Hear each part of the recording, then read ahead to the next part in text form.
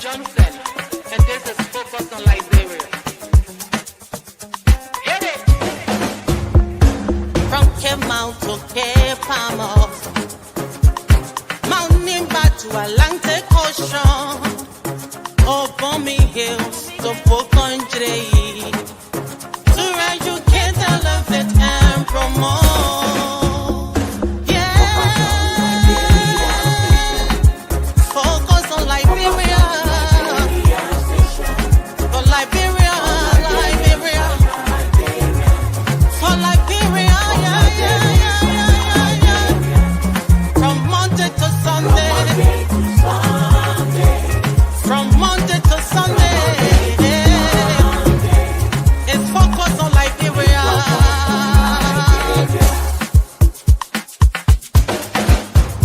Talk about home affairs,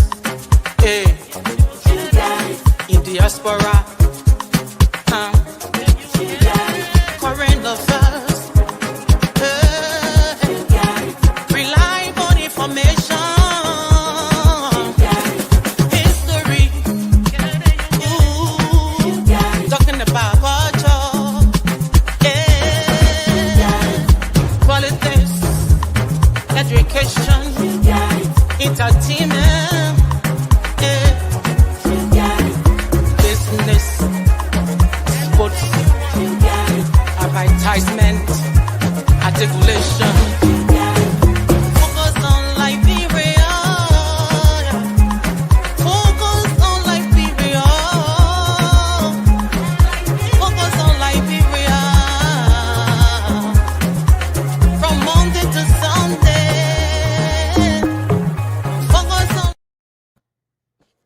Hello, ladies and gentlemen, and welcome to Focus on Liberia on Kear Radio 95.9.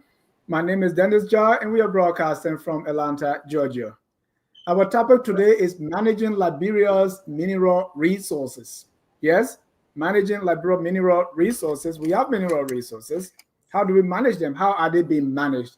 And what can we do so we can derive the maximum benefits from our natural mineral resources? Right? We are live on Kear Radio 95.9. Let me welcome producer at the Kear Radio in studio, Mr. George Goe. George, welcome to the show. Good afternoon, Mr. Dennis, and good afternoon to the team. It's good to be here this afternoon. Thank you. Let me welcome today our subject matter expert is Mr. Maurice Tennessee Kofa. Dr. Maurice Kofa. He is the President of Africa Environmental Watch. Welcome, Dr. Kofa. Thank you very much, and welcome to my colleagues and your listening audience as well. Thank you. Let me welcome the guy who left the good things in America, returned home, and he's operating a business in agriculture because he heard a call of agriculture. If we can feed ourselves, we can do anything. George Gabla Brownell. Welcome, Josh. The King Juice Pave. Dennis, thanks for having me, and I look forward to a great discussion this afternoon. It's afternoon here in Liberia, but good morning to everyone. Stay safe. Thank you. Let me welcome His Grace, Pastor St. Salif, our Sustainable Development Coach. Welcome, Pastor Salif. Thank you, Dennis. It's good to be here. I think it's my first time on the Saturday morning show, and I'm looking forward to a great show. So wherever you are joining, wherever you are, please tune in and share the show.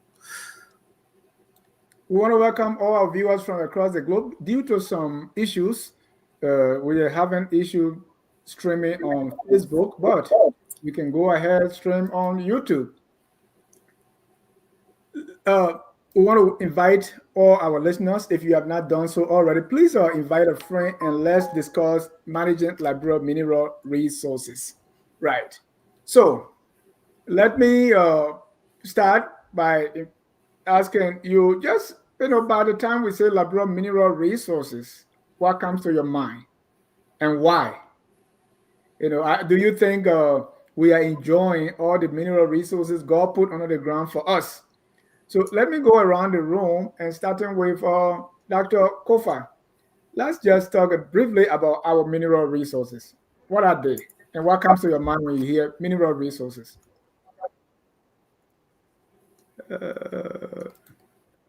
Unmute yourself, Doc.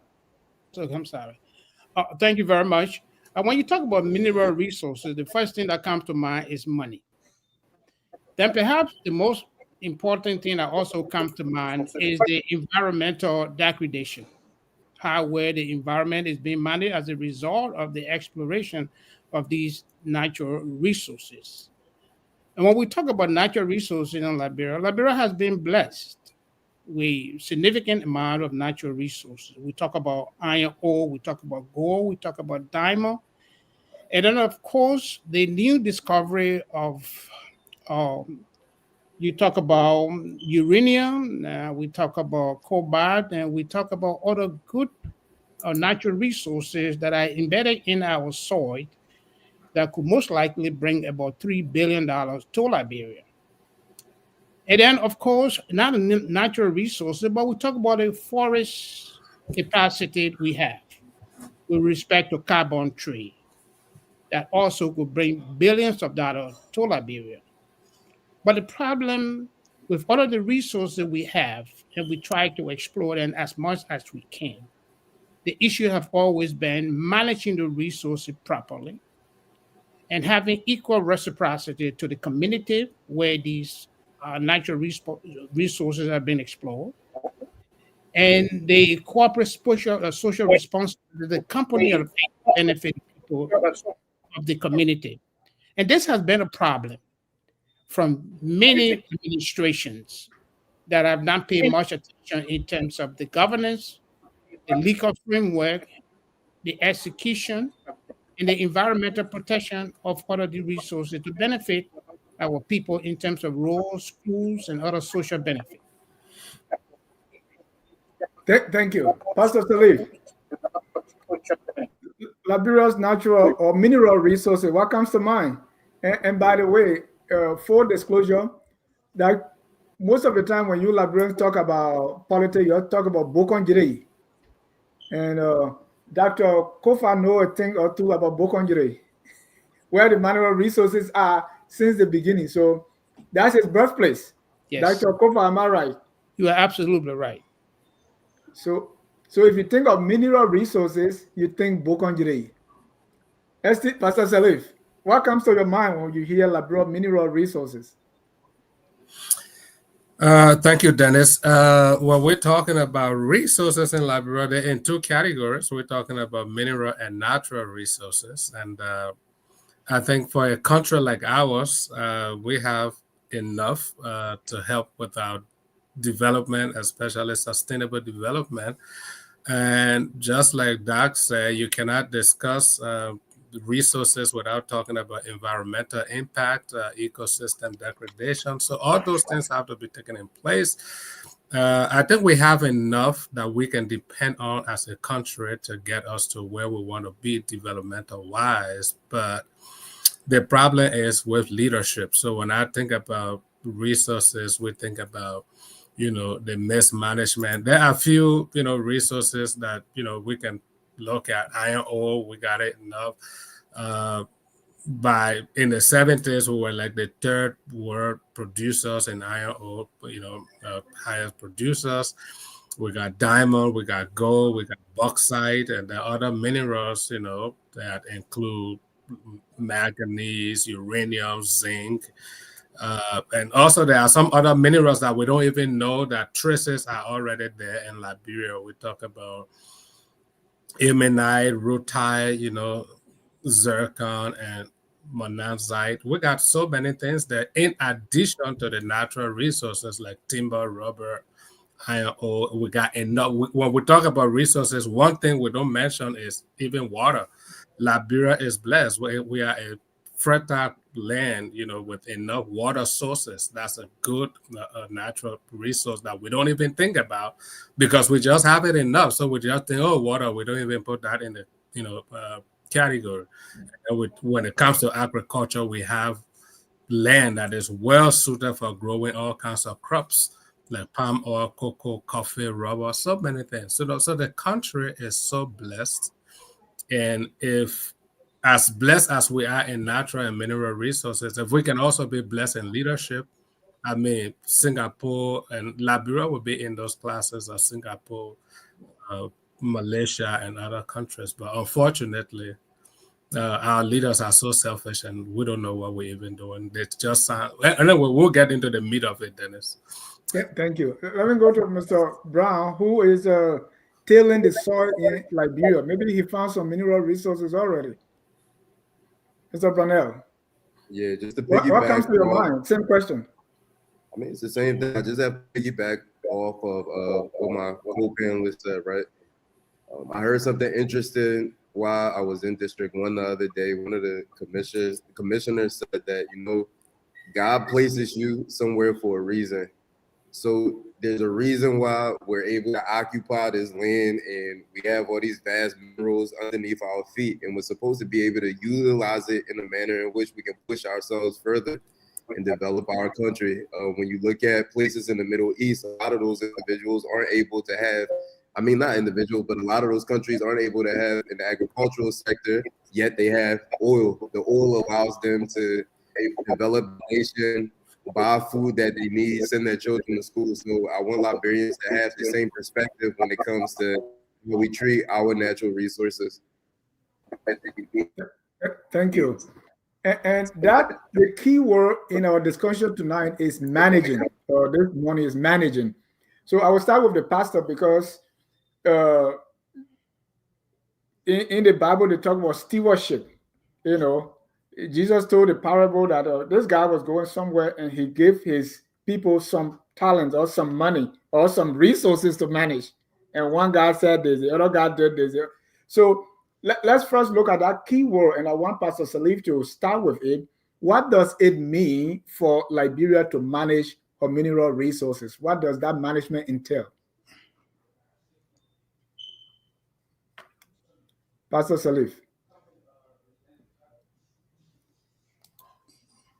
Question again, Dennis. I don't know, for whatever reason, maybe it's okay. me, but no, what I mean is the key word here is managing.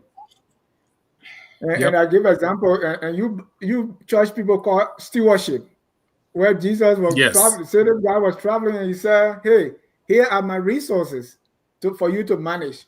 So there were three guys, and two of them did three. They all did different things with it. What does it mean when we say managing Liberia mineral resources? What does that entail for a country like ours?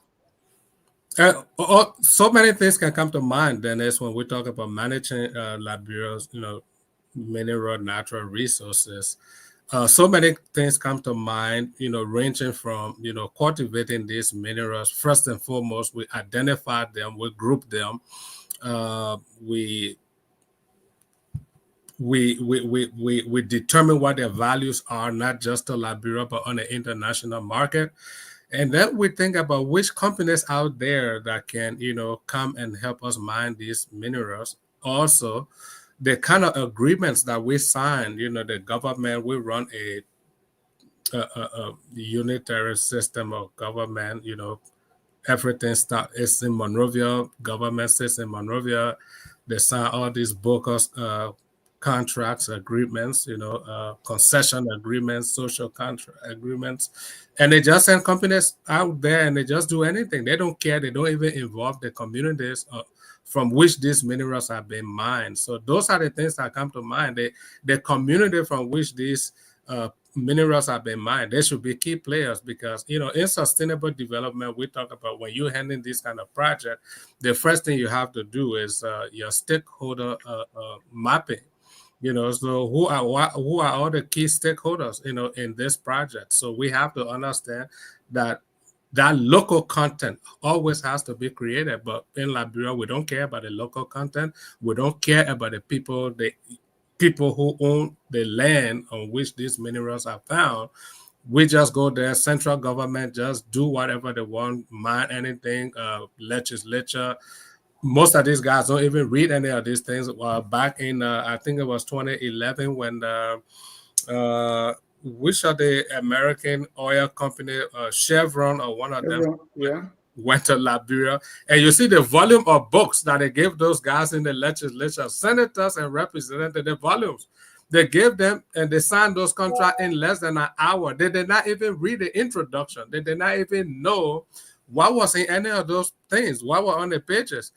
These are things other countries, when they want to enter into those kind of negotiations, they scout for experts around the world that come and advise the government, because there's something we've not done before. We've not gone into oil exploration. So now Chevron coming, hey, let's bring in other experts that can advise government. Okay, how do we do? No. In less than an hour, they gave you your booklet, they gave you your brown envelope. You just take it, you sign. Never open the cover to know what's in it. And that's just what they do all over the place all the time. Look at government, even Edwin Snow, other people, they what's the company in the Cape Mount bombing belt that they had a contract? They're not supposed to truck the iron ore. They're supposed to put them on trains so that, because all their environmental impacts. And they had those guys trucking iron ore. They didn't care. Edwin Snowden went travel, waved millions of dollars because they put something in the package. So many things come to mind when we think about mineral resources, and the bottom line is corruption. Those are some of the things that come to mind. Dr. Kofa, when it comes to managing, we have in Liberia, we have Ministry of Mines and Energy. We have the National Bureau of Concession. We also have the Liberia, the LETI. When it comes to Liberia, who is responsible for managing these resources? Well, actually, it falls directly under the responsibility of the Ministry of Lands and Mines and the concession company of it. But of course, the legislature played a very critical role in that regard. But when it comes to managing the resources in terms of the money derived from the resources, that's fall within the domain of the president or the executive branch. Between 2006 and 2018, Liberia was able to raise about $15 billion for natural resources. And all of that happened under the administration of President Helen Johnson Sirleaf. Over 60 concession agreements were reached. And one would wonder, with $15 billion that was raised from that, and this happened under different sectors: agriculture, forestry, and even the potential for our oil exploration capabilities. For $15 billion, we're talking about US $15 billion. And one cannot show actually what happened to other that money that was raised. When you look at the school system in most of the country where the exploration took place, you can see a sustainable school system that benefit the communities where this exploration have taken place. And when you look at the road network, when you look at healthcare, the corporate social responsibility component of the resources based on the contract that was signed, the community did not benefit from it and has not benefited from it. And what they left with most of the companies that even later on have to leave, they left destruction alone to the community that they have to deal with that impact their health. So the management of the resources, is especially the money, there isn't that much to show for. You talk about Bokongile. Bokongile, and in fact, the entire eastern bloc have suffered most of the impact from one of the most illegal mining systems they call artisanal mining. If you go to Bokongile, you go to most part of Sino County, even Grand Cru, you will see that the artisanal mining, it is not being policed by the Ministry of Lands and Mines. And the people engaged in the artisanal mining, they go into the community as their pet project and pay the community member little or nothing, but because of poverty, they take it and they go and start digging with their bare hands, barely with no shoes on, no proper gear to manage the digging of the gold. And they dig trenches up to 16 to 20 feet without what in engineering they call sheathing assurance. And when the avalanche happens, when the land collapses, they are all buried alive. But no one talks about it. So you wonder, how are these exploration going on? The money is coming in, but the community, the people in the community are not being protected. This is where the failure from many administration have to answer to and has not answered to that. And I think this is the biggest problem that we face. So that the resources being generated, it is not benefiting the people. The community right to know is not being enhanced. The ministry, the Environmental Protection Agency is the agency set aside to work along with lands and mines to make sure that these entity that goes into the community do business follow the proper procedure. But that is not the case. The EPA is incapacitated.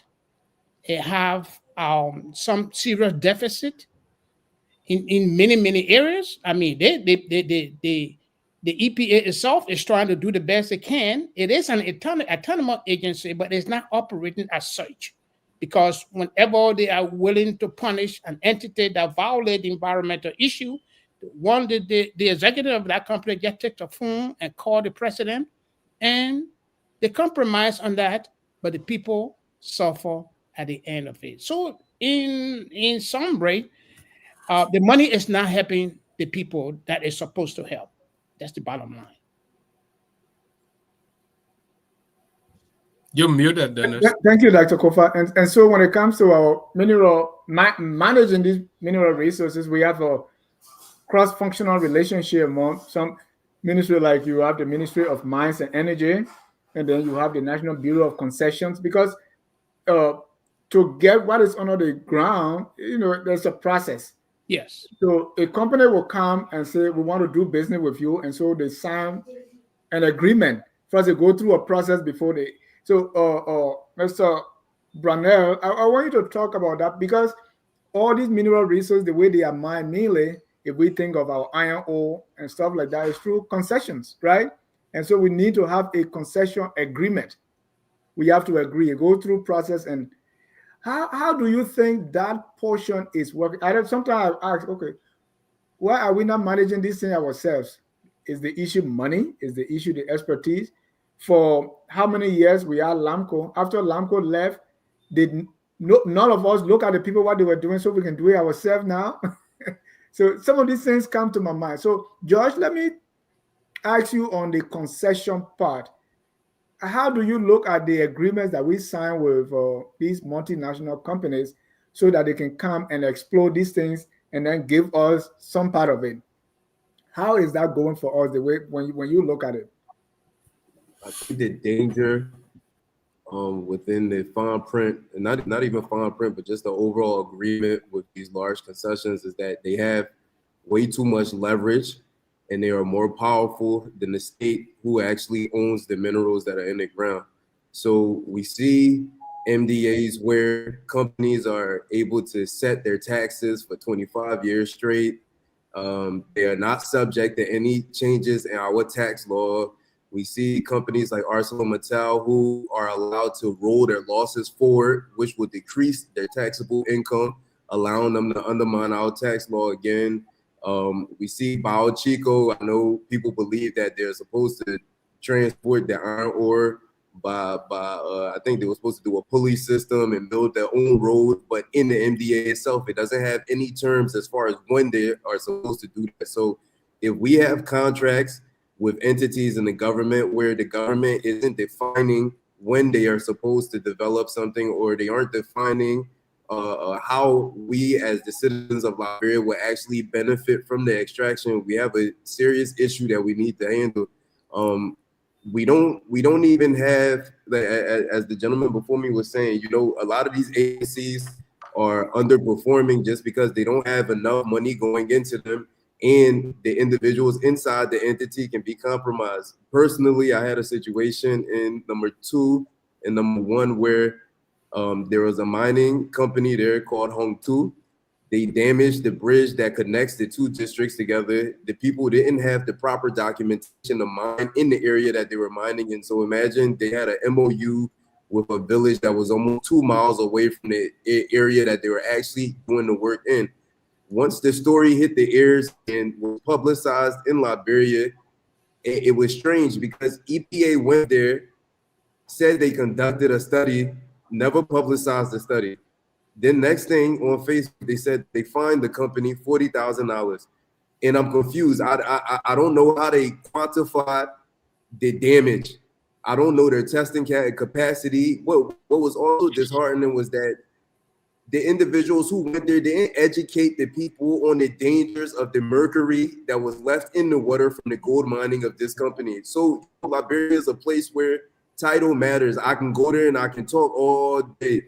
But so long someone from government doesn't go there and advise the people, hey, you guys shouldn't be cooking with this water. You shouldn't be bathing in this water. It's dangerous. You are exposing yourself to cancer, other health conditions in the future.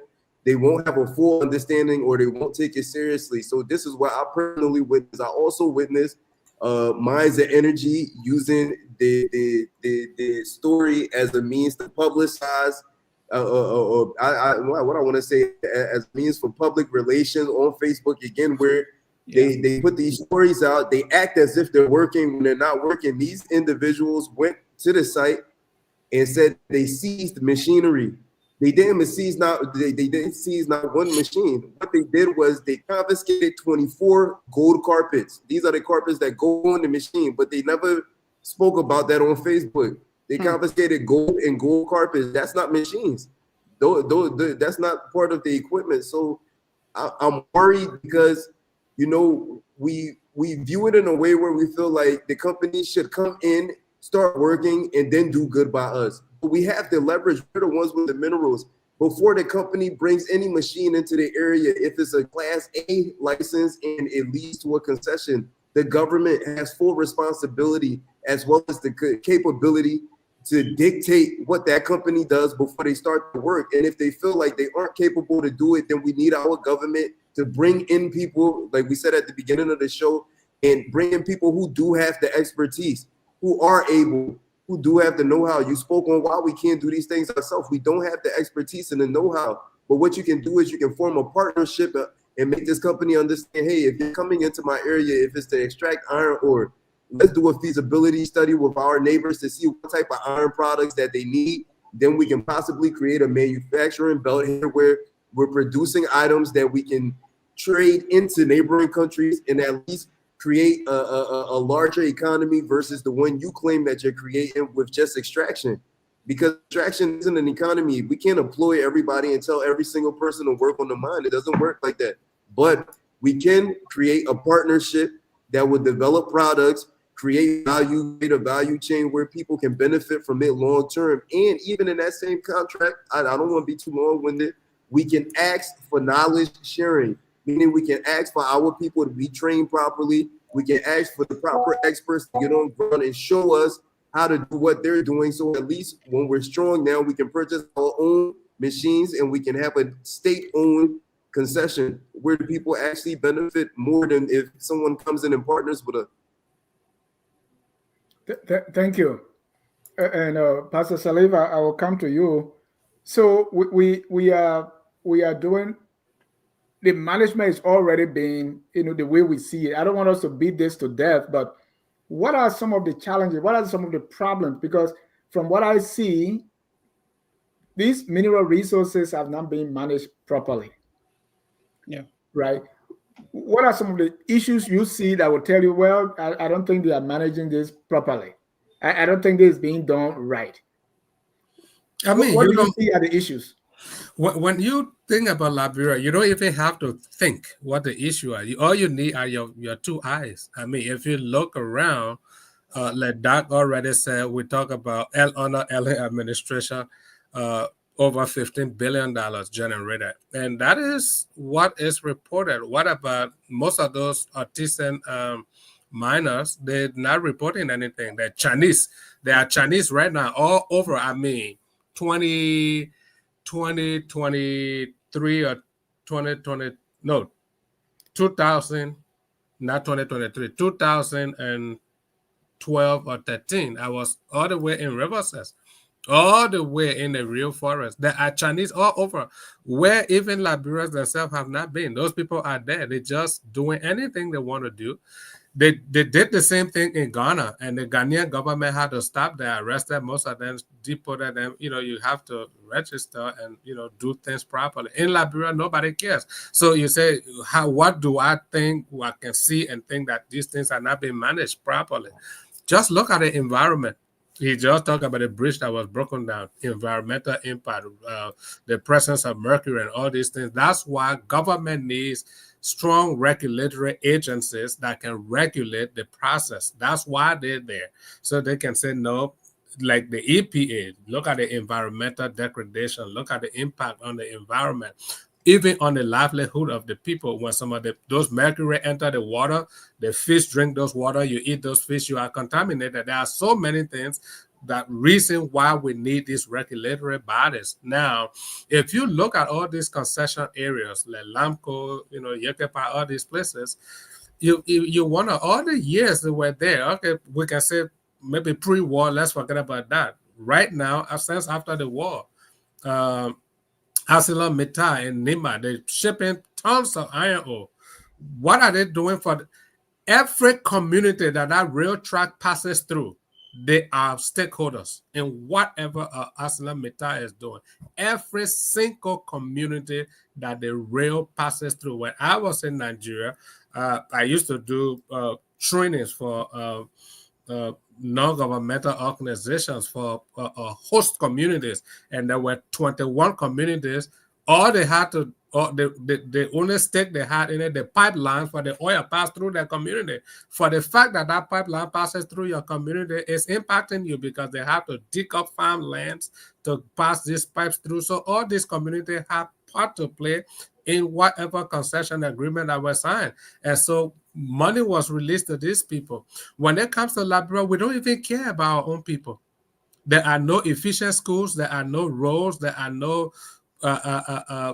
amenities in any of those communities that we can think about. So we know that these things are not being properly managed because the reason God put those resources in the earth in that country is for the improvement of the lives of the people, for the betterment of the life, the development of the people. But when you look at Liberia, up to date, there are not paved roads connecting every part of the country, but we've been shipping billions of dollars out of the country through forests, through timbers, through iron ore, through gold, through diamond, through so many things.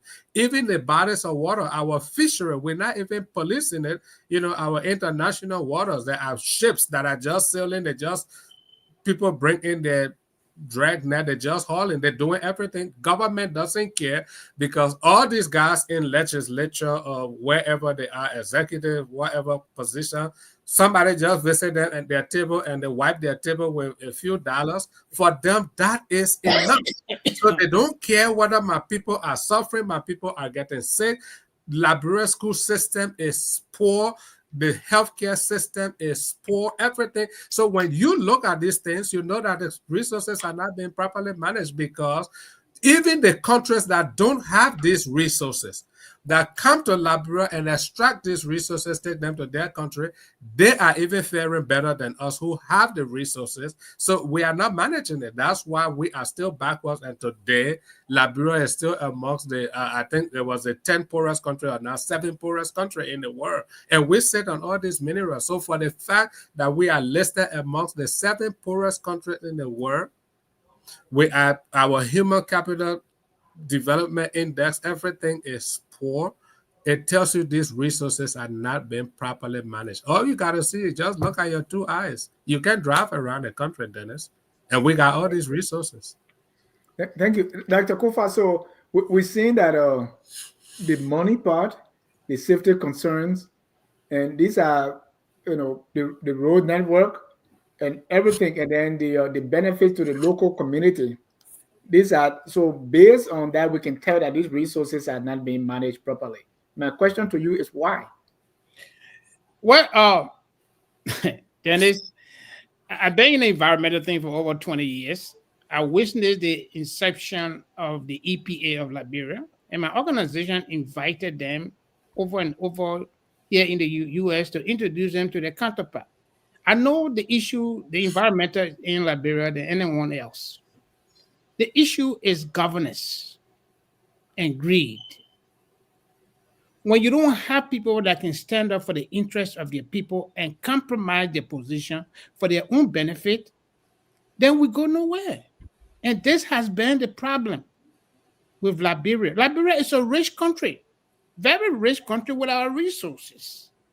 Let's take, for example, I have talked about, and other on the panel have talked about the issue, but let me just take you to one of the emerging significant economic benefits for Liberia if everything goes right is the carbon trade. Of the Upper Guinea forest, Liberia have 44.3% of that forest. If you remember, during Opon administration, Samuel Tuel went to Dubai to sign a contract for almost $1 billion to take 10% of the forest. Blue carbon. Blue Carbon, the company name is Blue Carbon. They did not go through because the international community had to intervene. That Liberia has to meet those criteria.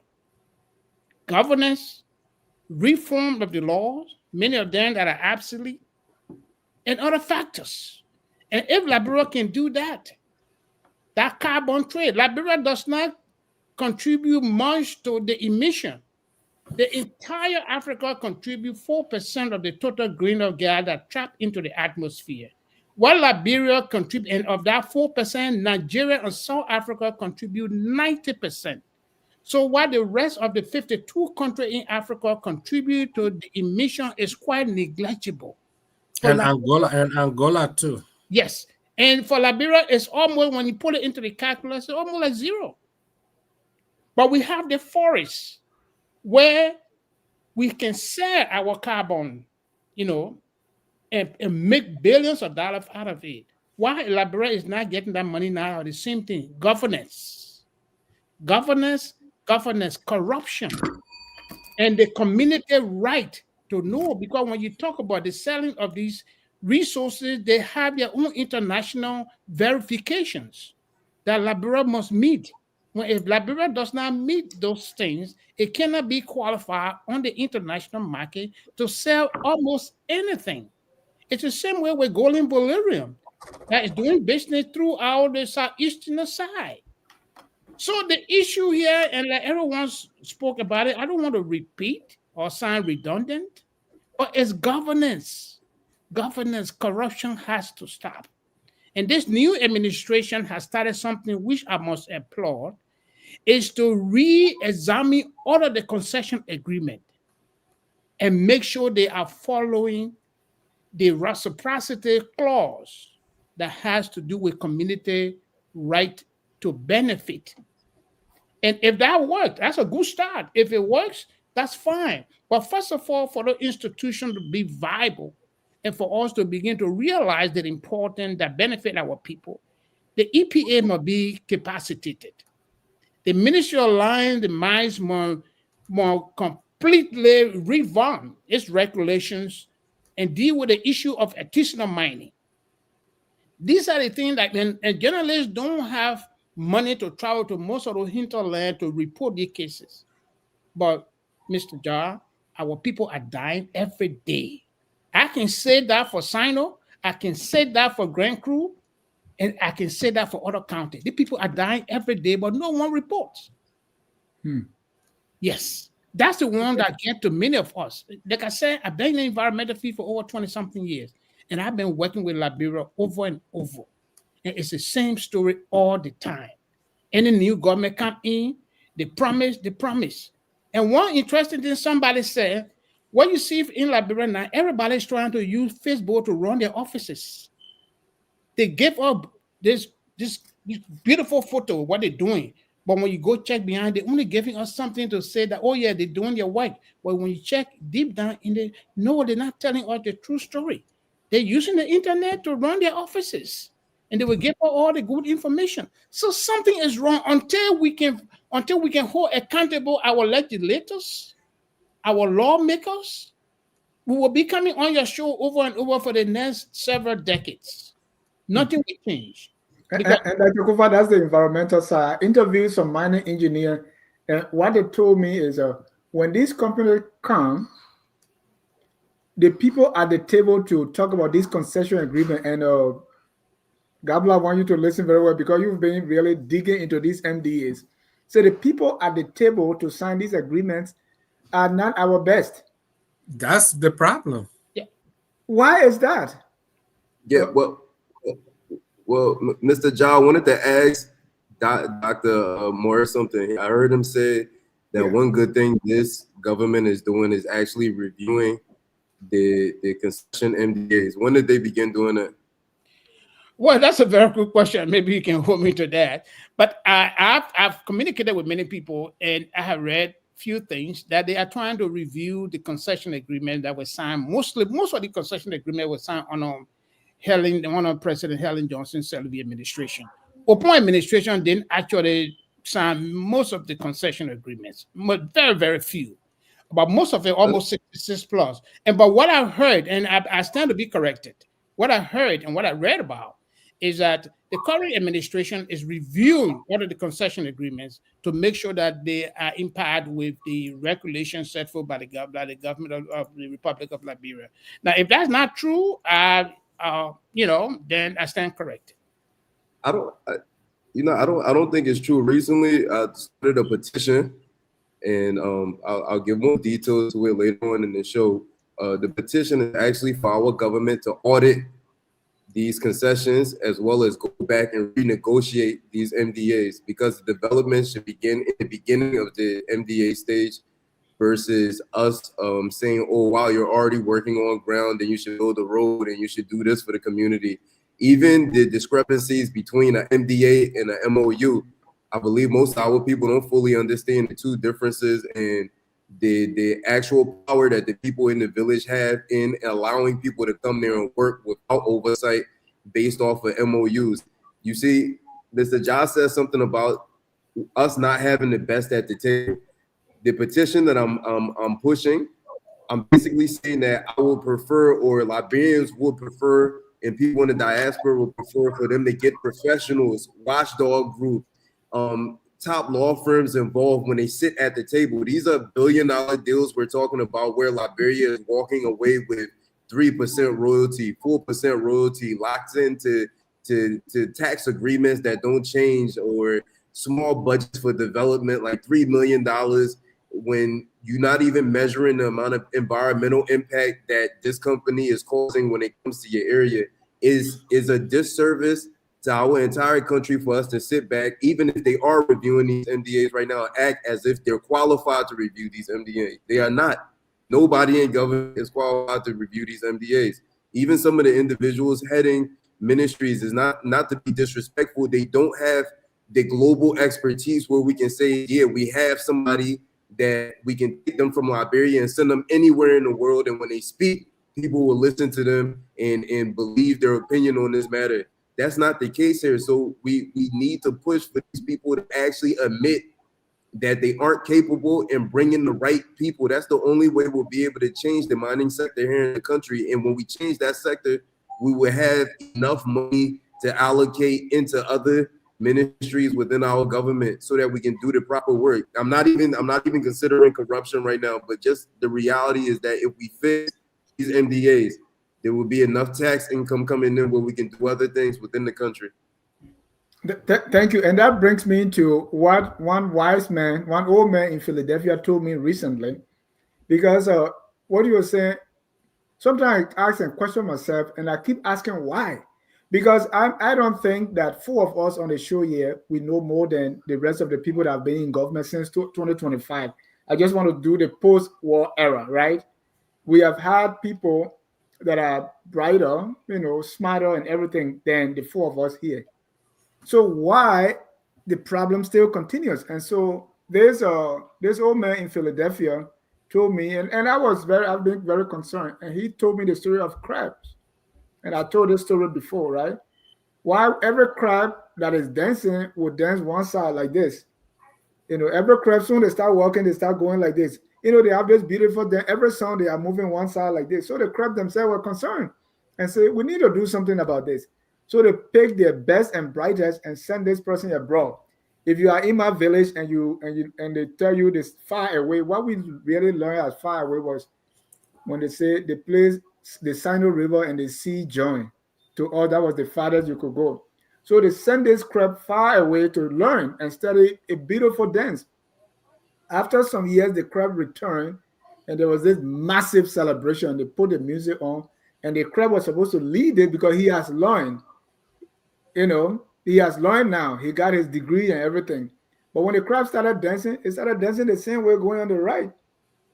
So the people say, but what's going on here? What's the essence of going away to learn if you will still be dancing the same way? And the story the old man was telling me is government after government, we still see the crowd dancing the same way. Why? Yeah, the reason is simple, Dennis. It's intentionality. It's not about experts. It's not because we don't have the best people at the table, which also in part is true. We don't need the best people at the table. There are so many firms around the world involved with consultancy. Even big governments around the world, the U.S., they still consult. Everybody, the things the U.S. government does, it's not everybody who run in those offices that do it. They bring in outsiders. Okay, you bring in consultants that can tell you, hey, this is how you can develop this sector. This is what you can do. Pay them the money for their consultancy. They will point us in the right direction. So it's just being lazy, and it's the intention behind it. We don't like ourselves. We don't love our country. We prefer to take the money out of Liberia and go develop other countries, and we'll go. You listen to Liberian people talking. Every country they travel to, even elected officials. Oh, my man, if you see we went to Gambia, if you see the people naked country, you praise their country and you can do nothing back home. We lack any form of patriotism, and that is the problem. Listen, Dennis, I'm telling you, if I were to be president in Liberia today, no government official will seek medical attention outside the country. Because once you can fly out of Liberia, you're not going to develop the hospitals in Liberia. If I am president today, no government officials' children that are still below undergraduate will go to school outside the country. You only leave the country to go for a master's. You will do everything in Liberia, and you will do it in public schools. If these government officials in Liberia, children and their wives and their dependents, everybody going to the public school, they will develop the public school. If they go into the same hospital, they will develop the hospital. If superintendents can live in their county, there are superintendents living in Monrovia. They only visit the counties once in a while. Under the federal system of government, a superintendent is the equivalent, is the governor of the state. So imagine the governor of the state living in the state capital and not in the state that he's leading. That's what. So there are so many reasons, and I call that the intentionality behind it. It's not because we don't have the best and brightest there. It's because we just don't have the intention. We don't want to do it. I just want to put little money in my pocket, let the people do whatever they want to do. It's none of my business. And so these multilateral companies come, they extract everything, they take it to build their country. Our government officials make 1 or 2 cents, put in their pocket, send their family abroad. There are government officials living in Liberia, their family living in America. So how do you think that person will care? They don't care. They sit at the table. They only think about what's in it for them, not what's in it for the entire country, for their own cousins, for their own aunties, for their own uncles. They don't care. They only care about their pocket. It's the intentionalities behind the action that is the problem. That's why leading to the gross mismanagement. Can I come in? To come in, somebody loved the story, right? So, Russell, why all these crowd dancing the same way even after getting extra knowledge abroad? So I said, Russell. You want me to comment on that? Oh, Russell on the comment. No, I wanted to say, with being unqualified, there's a possibility that you don't have a full understanding or you can't grasp the seriousness of what your job entails. Some people don't even know their job responsibility. You understand? And, we live in a society where people are so excited about being appointed to positions and practicing nepotism that they fail to realize they have a responsibility to the people first as a republic, and they also have a responsibility to themselves and to their family to uphold integrity. But everyone has a price. But you can't allow someone to put you in a position and you don't research your position and you don't know the impact that you have on the livelihood of the others that are underneath you, right? I feel like these people don't fully understand the importance of being knowledgeable in their field when they go into some of these appointment positions. That's one. Two, as far as the story with the crab, once again, it goes to everybody having their price, and familiarity breeds content. You know, people come back to a broken system, and you see it on other talk shows, especially here on media in Liberia. You know, we have a habit of complaining. It's like just perpetual complaints, right? We talk in circles, and we never think about the actual solutions to these problems, right? And one solution would be to start being innovative on how you can actually implement a system. But the thing about systems is that you have to be skilled in system building. You have to be somebody that's able to manage other individuals. You have to be somebody that's able to manage or understand corporate culture or the culture of the office that you're working in before you can drive people in the direction of the strategy that you want to see played out or rolled out, right? So if we have individuals that don't fully understand this, what can we expect? We're talking about a broken system. Once again, Liberia is only good for international investors because the system is broken. That's it. Somebody who has millions of dollars, you have to ask yourself as a citizen, why would somebody come here knowing that there isn't consistent running water, knowing that there isn't consistent electricity, knowing that when they go to the supermarkets, most of the items are marked up 600%, knowing that they have to deal with corruption every day on a ground level, from corrupt police officers to you having to pay people to do their jobs. They see all of that, yet they bring millions of dollars here. Why? It's because they know they're walking away with hundreds of millions of dollars. And why are they able to do that? We can't see a trickle-down effect in our economy. It's simply because we do not have the system. If we could start with just pushing for these individuals to bring other people to the table and beg them, because the power is in our hands, but they have to make the decision, right? They need to bring outsiders in and point out that all of these MDA breach Article 7 in our Constitution. That's first and foremost. These MDAs also, huh? No, go ahead, George. I got wanted to piggyback on what you just said. That's all it is. Yeah.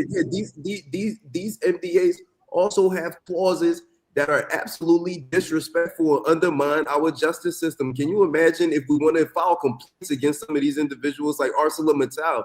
We have to take it to court in the UK. Now, before the doctor comes in and piggybacks, right? I just want to point out something. In France, they sanctioned ArcelorMittal. Before you come in, let me before you come in, I think you left Liberia ever since, so maybe you forgot crap. So let me give you this other story, right? A younger man told me, he's also from Philadelphia. He said Liberia's story is about the bakery. The bakery is producing burnt bread every time. But instead of changing the bakery, we are only changing the baker. So every time the bread comes out, is burned. But we only worry about the baker and not the structure. So Brunel talk about the system. Because I find it hard to believe that the story still remains the same after many years. So as we drill down, what really is wrong? Again, four of us are not the most qualified, are not the only patriotic people. We are not smarter than everybody else. So why is it we still having the same problem? Is it that we are thinking about more of the baker than the entire bakery? Well, Dennis, exactly precisely what you said is we had the same battle going around, but different wine going into the bottles. And what I mean by that is there's something very systemic. And it's a culture of corruption with impunity that goes on in Liberia. And this has been going on maybe before you were even born. And it is sad. And people find that they can do anything in Liberia and get away with it. And so even those of us that come to foreign country to come and learn, when we go back, we find ourselves doing the same thing that we came here to preach against: corruption, corruption, corruption. While it is true that democracy is good, but democracy has a good side, it has a bad side. When you elect people to carry on the duty, whether be it the executive, the judiciary, or the other branch of government, and you elect them and they get in and promise, but when they take office, they do something entirely different, it's very troubling. And the issue, why I am environmentally and I want to stick on that side, but sometimes I get tempted to go into a little bit of politics, that decentralization in Liberia happens to be one of the biggest problems we're facing now, where we have the imperial form of government or leadership, where what the president say is final, what the president does is final. The superintendent is appointed by the president, and therefore he or she serve at the will and pleasure of the president. The mayors are appointed by the president, therefore they serve at the will and pleasure of the president. So everyone takes order from the president. So as a result, nothing can change. Everything is tied into the power of one person or group of people that believe. Let's take, for example, there's no vetting process in Liberia where they can hire people based on their qualification. It's all about political patronage and payback. What do you expect? Someone who have now run even a Wheeler market. You put in a Ministry of Commerce. Now I'm not pointing to anybody. I'm just giving an example. And the story goes on. What do you expect them to produce? Now, I hate to hear when people say, "Oh, Liberia brain." No, Liberia is not brain drain. They are Liberians all over the world are qualified. Most of them left the country because of the political disturbance, and they are willing to go back. But the people who sit at the table to make decisions, they will prefer getting a foreigner and bring them in because they can convince them to do what they want to do than to bring their own Liberian in, because they know most time they will say, "No, I don't want to do it this way you want me to do it." And in Liberia, when you do not agree with the political side, there's easier way for them to strangulate you. Another issue here is there are over several thousands Liberians who have come, whether it be in the US or Europe or somewhere, that have worked and have reached their retirement age and want to go back home to take their retirement money and invest. But some of them are asking, is it worth it for me to do it? Do I have to, what I will have to go through? Do you know how much economic benefit Liberia is now going to benefit from because of the way things are run in the country? So the issue, until that political culture is changed, we will find ourselves. I sorry to say this, John, and you're doing a wonderful job, like other people doing. But this is where we have to focus, and that change will have to begin with our political structure. Dennis, let me take 30 seconds to add to that statement. We keep focusing on the political structure all the time, and you hear me all the time, Dennis, on most of the show. We cannot absolve the electorate themselves from some of these problems. We cannot absolve them because it's a vicious circle. Why we blame the political class? Who elect the political class? It's the people. The people whose children got no better schools to go to. The people who have no better hospitals to go to. The people who sleep hungry. The people who have nothing, no security, nothing, they are the ones electing the political class. 2029 coming, you will see they just give them 1 cup of rice, give them $50, they're going to vote for the same criminals. So it's a vicious circle. While we blame the political class, we cannot absolve the people themselves of wrongdoing. When will Liberians wake up and say, you know what, enough is enough? Since I was born, I was a child, I grew up, now I'm old. Liberia has not changed. It got to be some leadership problem. We're not putting all these people back. No, they're not going to do that. Just give me a cup of rice. Give me one t-shirt that when you wear, you can see my skin through it. We're going to vote. We don't care about our own future. We don't care about our own children's future. So it's the whole system. It's the whole cycle. So I'm not going to pin all the blame on only the political class. The people who every year elect these people to office, they too have to be held responsible. And there's a way they can learn. If all of us in the diaspora tell our people in 2029, I'm not sending you 5 cents for your children's school fees. I'm not sending you 5 cents to put food on your table if you don't vote right this time. Because they still depend on their relatives in the West after they make those wrong choices to keep sending them money for their upkeep. So if we too can revote and say, as long as you keep voting wrong, we're not supporting you, those people will wake up too and say, no, you know what, we can't have things this way. So we got to change all we need is a complete paradigm shift. And Pastor Salih, I'm not disagreeing with you, but you see, when you condition people to behave a certain way, they will. Because when people are in survival mode, yes, the first thing you think of is, let me eat first. Fortunately or unfortunately, I was a refugee in Guinea, in Ivory Coast, in Nigeria, and in Ghana. And in Ghana, when I was so desperate, and we have other people that were so desperate to say, all I want to do, I remember, and I'm so sorry that Wilfred passed away. He said, all I want is to just eat 3 square meals a day. That's all I want. So take me to a place where I will eat 3 square meals a day. My problem is over. So if somebody is in a desperate situation, is thinking like that, do you think he's going to worry about natural resources or how they benefit? So all he wants is to eat 3 times a day. Every 6 years, Dennis. Every 6 years, you just want to eat. So when I was in Nigeria, at some point, the plane was flying over me, and all I prayed for was to have a plane crash so I can check the packet of the people to get something to eat. Oh my God. Imagine somebody thinking that way. Yes. Oh my God. Because of hunger. I don't agree with that, man. Okay.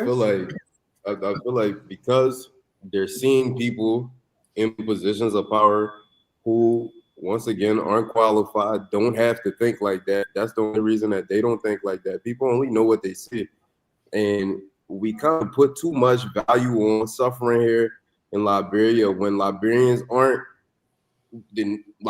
today aren't able to suffer like how other African countries are willing to suffer and go through something for change. Look at how they behave when a few houses get knocked down. It's like the whole nation in an uproar when you try to implement a little bit of change. No one wants to suffer to see the good on the other side of the road. This belief that most Liberians aren't eating, we're blessed. Let me tell you how we're blessed. You can't come across a Liberian that doesn't have a family member in the diaspora. You can't come across a Liberian that doesn't have at least 10 people in their phone that they can send a WhatsApp to or get somebody else to contact and say, hey, can you send me a scratch card on my phone? That doesn't work like that in no other country in the world. You can't walk in no other country in the world and see random people eating and they will tell you, come eat. So this idea that people are so hungry and that's why they make the decisions that they make is false. These people are used to seeing uneducated people get placed in positions of power. That's why they don't prioritize education.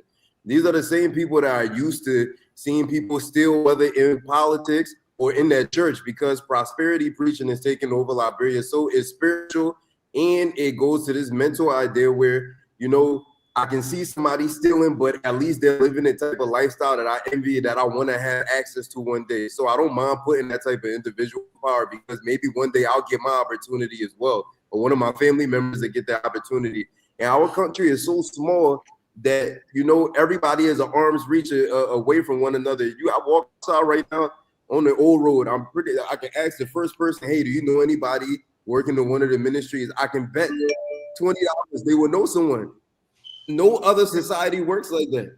You understand? So the issue here is grassroots. It's not just from the top to the bottom. It starts with us. I mean, leadership starts in your home. What do you prioritize in your house? What type of education do you prioritize? A lot of people scream that they want their children to go to school, but they don't care about the quality of education that their child is receiving. They don't care about the fact that when you graduate here, you have to go through a whole bunch of strenuous tests to even get in or enter into somebody else's facility once you leave here, because everybody else knows that our infrastructure is broken but us. That's an issue. But if we continue to put qualified people there, we'll keep seeing the same results until somebody breaks the system and says, you know what? I prefer to take the gamble on the man who has the education from outside of here, and let's see if he's able to create systems for us. That's the only time we'll see change here. Thank you. And I like that. Like Takofa will come to you on the flip side of what I said. And in a way, Josh is spot on, right? So take for instance, those of us in the diaspora, most of us are not suffering, right? We at least we can afford to work and get something. But yet we celebrate thieves.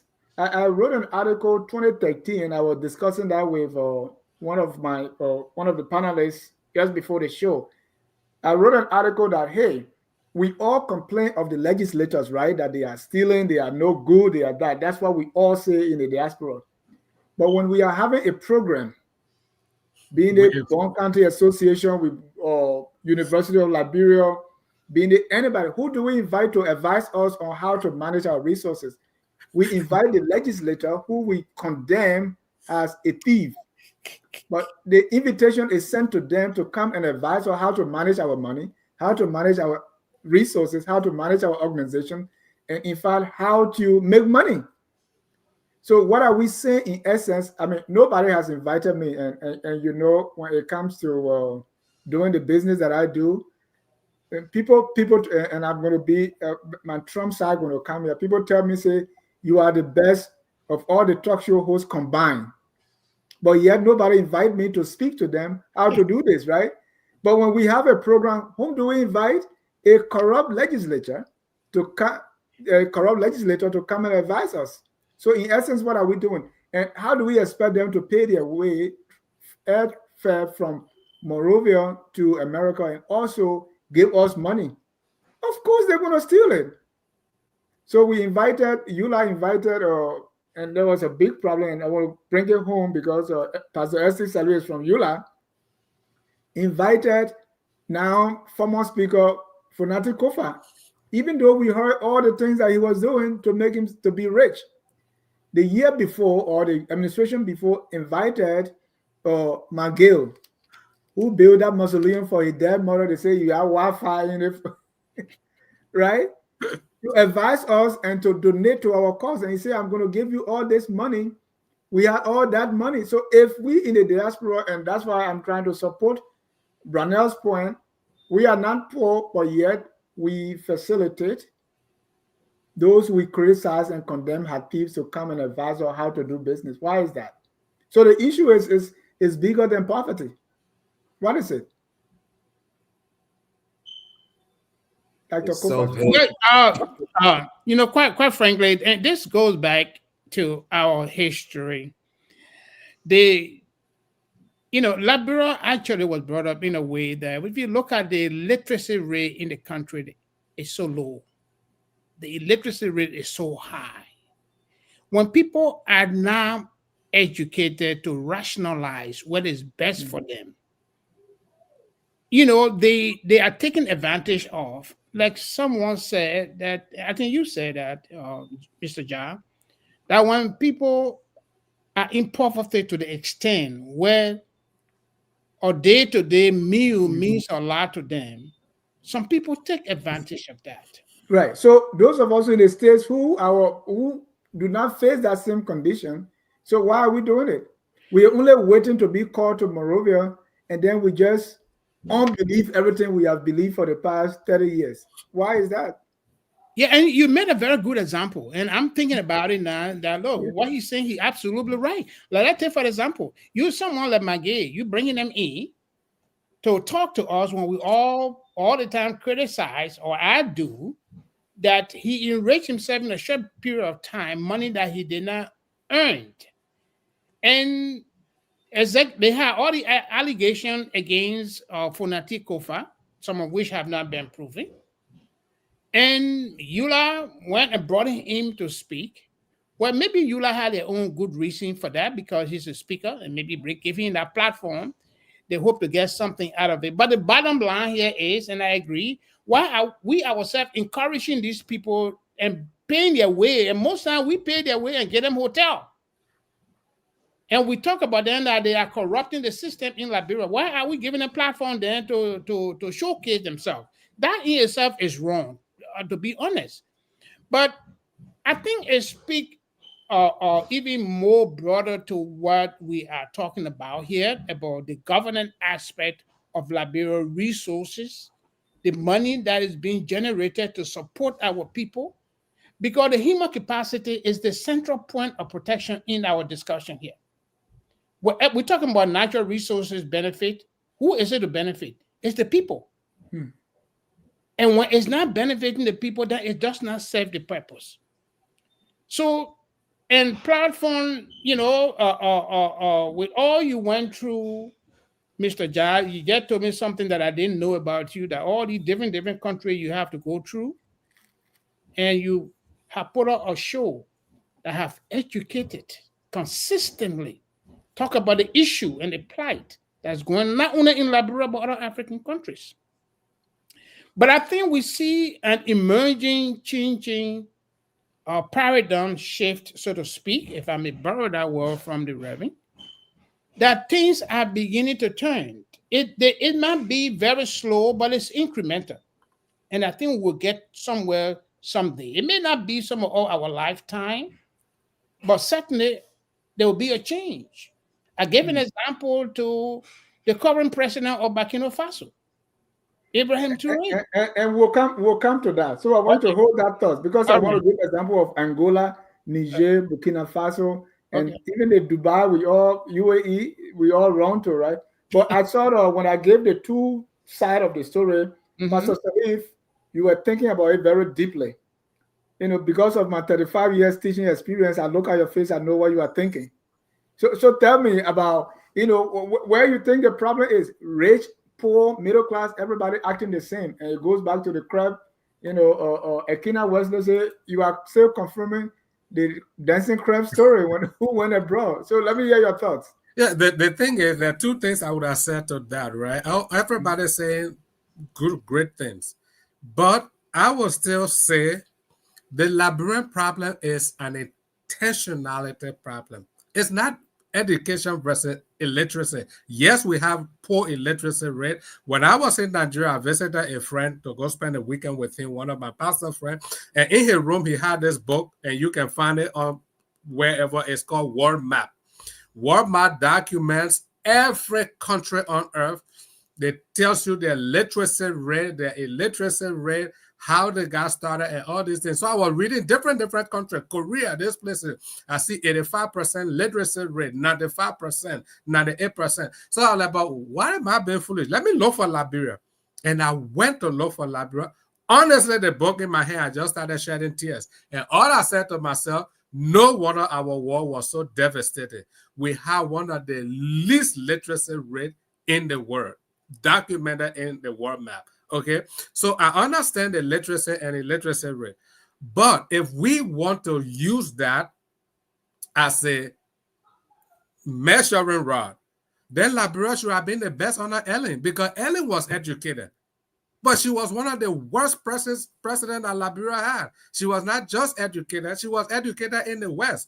You would have expected that Liberia would have turned around under Ellen, but she came and added to the corruption so much that all the 15 plus billion doctor talk about that we got from mineral resources, apart from the other billions that we got from international aid, there was no administration of Liberia that had the international cooperation and collaboration and support that Ellen administration had.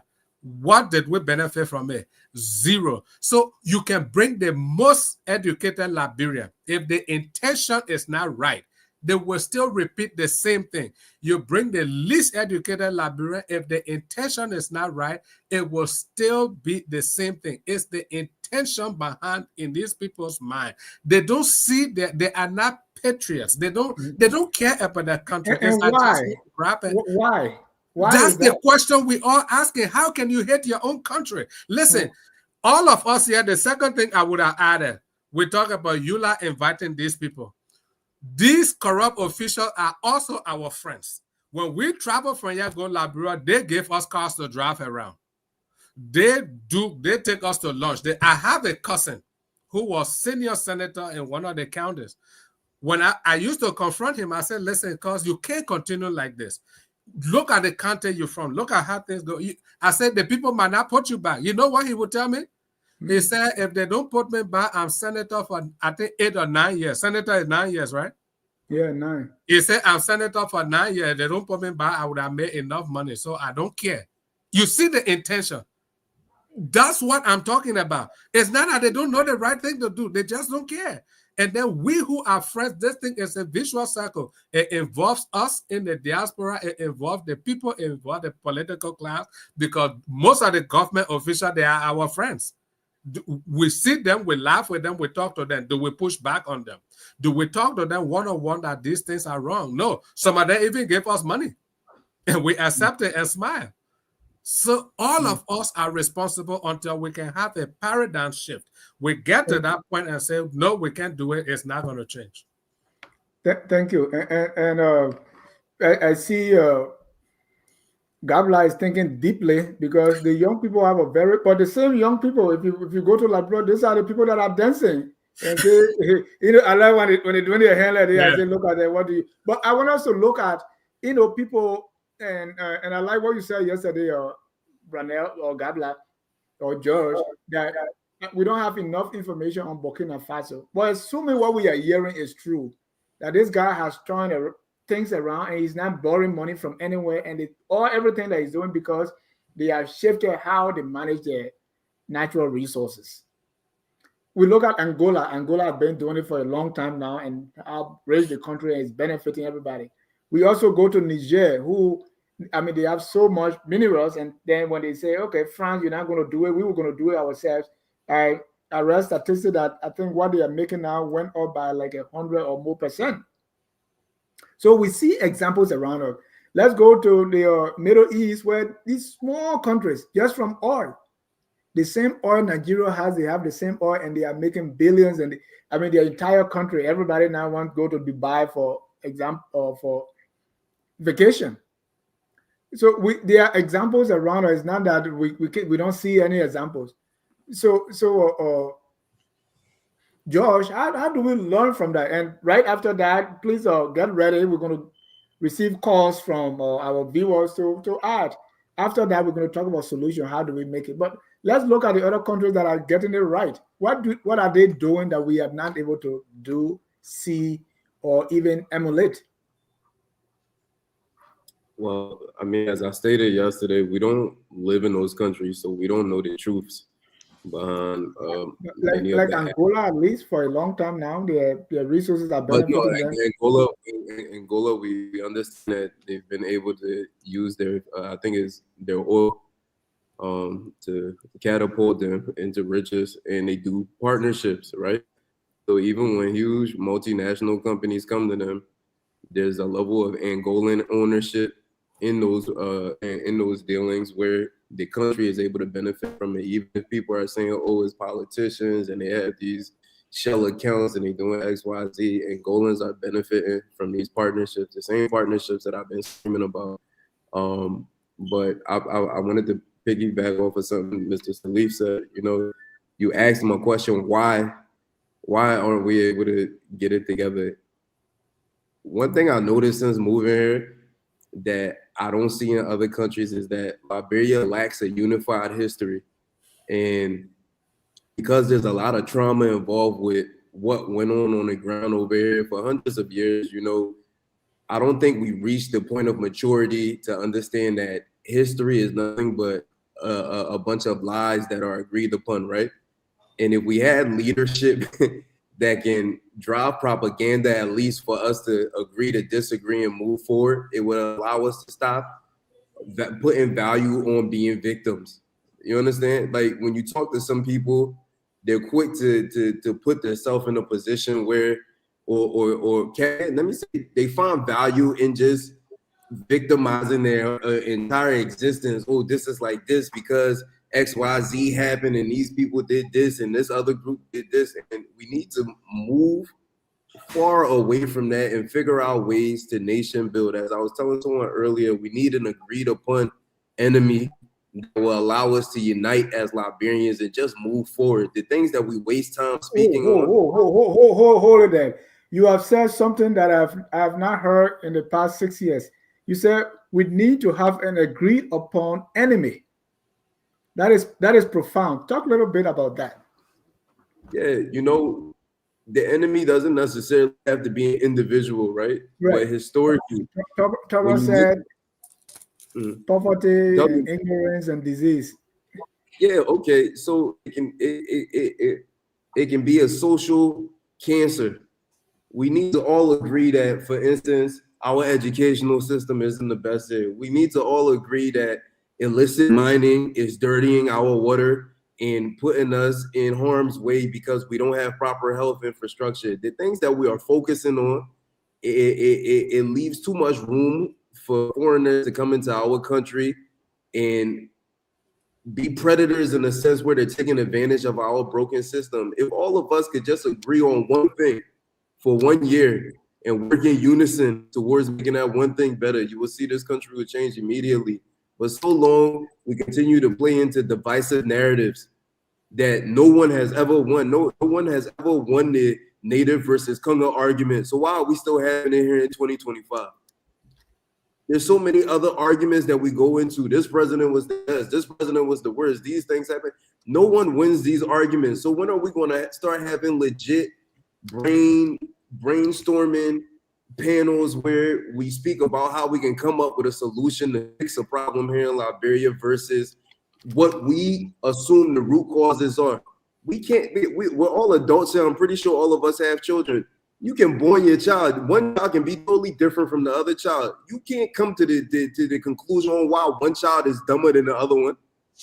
So why do we act as if we can be psychologists and sociologists and come to one defined reason on why Liberians behave the way how they behave, why they have an inferiority complex, why do they allow foreigners to do X, Y, Z, why are they lazy, why don't we just come up with one thing that all of us as a Liberians can agree on? My pitch, the one thing should be this mining sector. We all want to see our country have more money. Let's all agree that the mining sector has not benefited us, and we don't have to attach it to any government. We can all sit on this panel and say, since the first concession came here, whether it was no, it wasn't even Firestone. There was a UK plantation here around the Mount Barclay area that Firestone came and surveyed before they even started that concession. But if you want to start with Firestone, we can sit here and say no one has benefited from a single concession that has come into this country. Why is that? Let's change that narrative. Let's find our global position. While we look around our region, we see a whole bunch of other state actors. We see Burkina Faso, we see Mali, we see Nigeria. You brought up Angola. We see all these individuals doing their own thing and they're winning, or we're perceiving them to be winning in their own journey against the system. Why can't we find our place now and say, okay, let's do the same exact thing? Why do we have to act so bureaucratic when it comes to change? But when we look to our neighbors are telling the Chinese nationals who are mining illegally, y'all get out of our country, we're deporting y'all. Why can't we do the same thing? What's stopping us? Why can't we do the same thing? Mali is kicking people out from their mining sector, saying that if you want to come mine with us, someone from Mali has to have 33% interest in what you're doing. Why can't we do the same thing? What's stopping us? You mean to tell me the people that we placed in power are their allegiance is to the concession people, their allegiance is to ArcelorMittal, their allegiance is to Golden Valerium, their allegiance is to MNG instead of the people? How does that make sense? Why is that right? Everybody around us is standing up right now and doing their own thing. Why do we still want to be dependent instead of finding the brain power, bringing in others to help us build this system that will work for the future of Liberia? Well, If I were to do a sermon right now, I say what you just said is the Pastor said, you think that your one can preach? I will compete with you. I would say, I mean, that's it, because there is no country that was established, I would say, the right way or perfect way. Here in America, before they could be America today, what they did against the natives, you could say genocide. It's even more than what you think about. But right now they are here. Nobody is going back to say, oh, this is what you did. I understand. Most of the time what we say is, oh, the problem is the way the country was established. I don't know of any country that was established perfectly. No country has a perfect start. If you're a student of history, you already know history is just a bunch of lies agreed upon by the nation. No one had a perfect start. So why do we keep focusing on, you know what it is? And sad to say, Liberians discredit their allegiance, not allegiance, but how much aligned they are with Black Americans, right? And Black Americans have this habit of prioritizing victimhood. I want to put value on the fact that I came from this environment and I wasn't privileged. And they use words like this and they don't understand life is a journey. Everyone has a separate journey. You don't know what someone goes through. My life could have been way worse than yours. I just choose not to speak about it. So why must I put? I don't. Huh?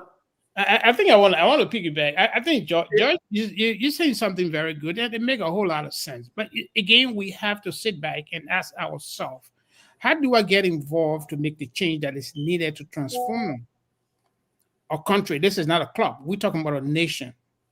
And I think I go back to where the Reverend said earlier about intentionality, which of course could mean nationalism and patriotism. I think that's where the issue we have now continue to perpetuate in our country. Now, there are good Liberians out there, many good Liberians out there, but what are the intentions? How do they feel that I feel obligated to help change Liberia to make it what it ought to be? That intentionality has to be there. And I think this is where the preacher that understands the issue of moral ethic will have to come in to teach us the moral obligation to our nationality and what it means that this world we live in. God put us into certain places for a reason. When God sent me to Sino County, he didn't make a mistake. He sent me to the purpose. And my priority is first to my native-born county, then to Liberia as a whole. Am I prepared to go to Sino County and say that and begin to talk about transformative issue? Yes. But I think if we all can come together and make that decision or come up with that conclusion and set that level or the path to go to that, it can spread into Liberia as a whole. But what is causing us this problem we're facing today is because we don't have interest in our own place that we come from to say, this is where I come from, this is my obligation. And I hold no apology to anybody that I came here, though I left Liberia just a year before the war started. But my intention was to come and go to school and go back. But as soon as I got there, just entering school, the war started and I had to support my family from Ivory Coast to Sierra Leone to Ghana. Had he not brought me here to be doing double job and pushing cartoon to help them, maybe most of them would have been dead by now, even though my father and mother passed away, but my sibling benefited from it. And that story can go around to everybody. So, in summary, I think I agreed with what the pastor said about intentionality. We have to address that as a core value. And Brunel, I also agree with you. But what is, we have to put a finger on what we're doing. We have to know history in order for us to make decisions for the future. If we do not for the past, we may end up not being able to set the stage for our future. Basically, that's what I'm trying to say. Thank you. If this is a focus on Liberia, we are live on Kear Radio 95.9. This time we call on George to bring in our callers from Monrovia and other parts of the country. Okay, folks, so wherever you are on a Saturday like this, Saturday afternoon in Central Monrovia, and today seems to be a wet Saturday, guys. But the numbers are calling the show 0777 959 959 0881 871 670 0777 959 959. Those of you who are using Orange, 0777 959 959, and Lone Star 0881 871 670. The numbers are calling and be a part on the show this afternoon. So our folks in America, please call the numbers on the screen.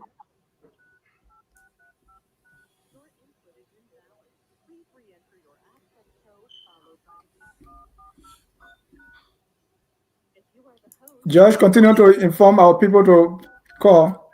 Okay, so the numbers to call and be a part on the show this afternoon: 0777 959 959 0881 871 670. The numbers to call and be a part on the show this evening.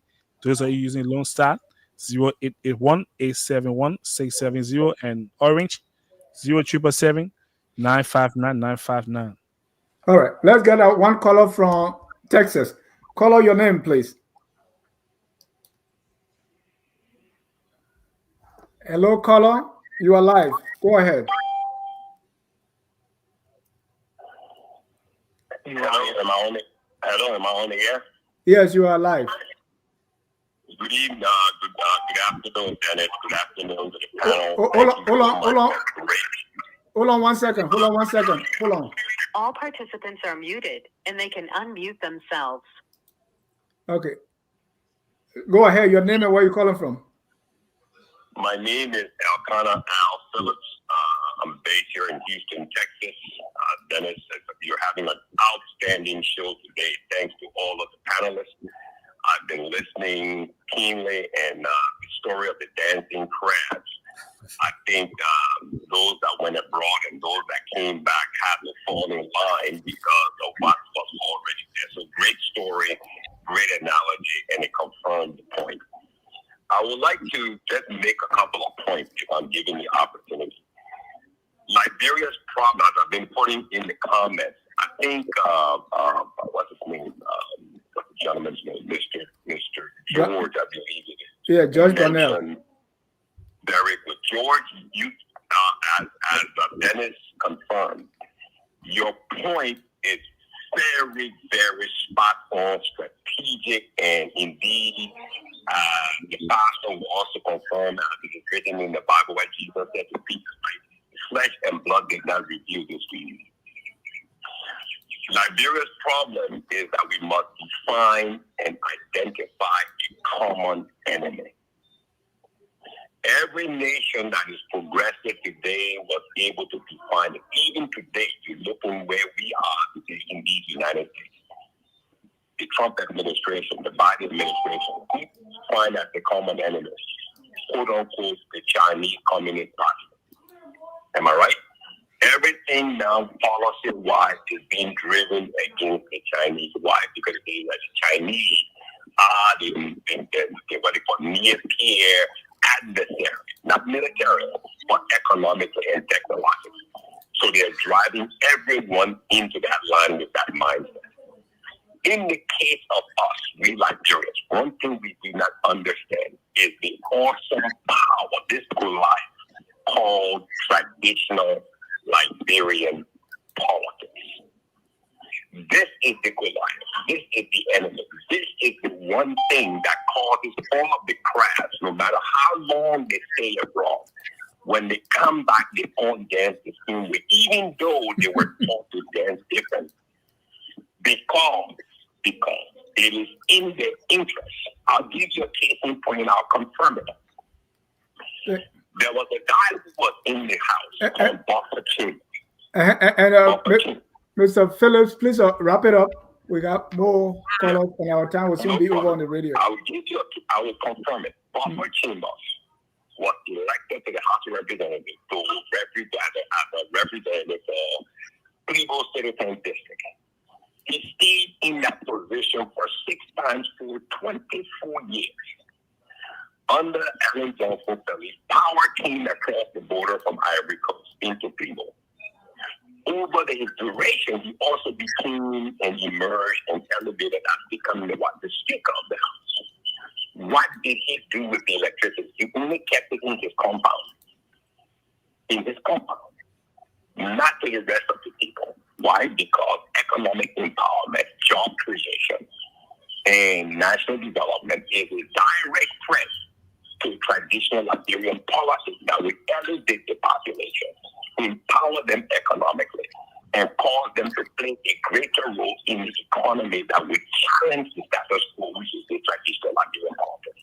So if we define it as the greatest enemy of our time, and we launch an effective war against it through development and diaspora investments, through different sectors, we will be able to then transform into a great nation that we're supposed to be. So thank you so much, guys. I'm listening in the background. Thank you. Bye-bye. Thank you. Our next caller, and we have so many callers here quickly, so please be brief, at least a minute. Uriah's Cole, you're live.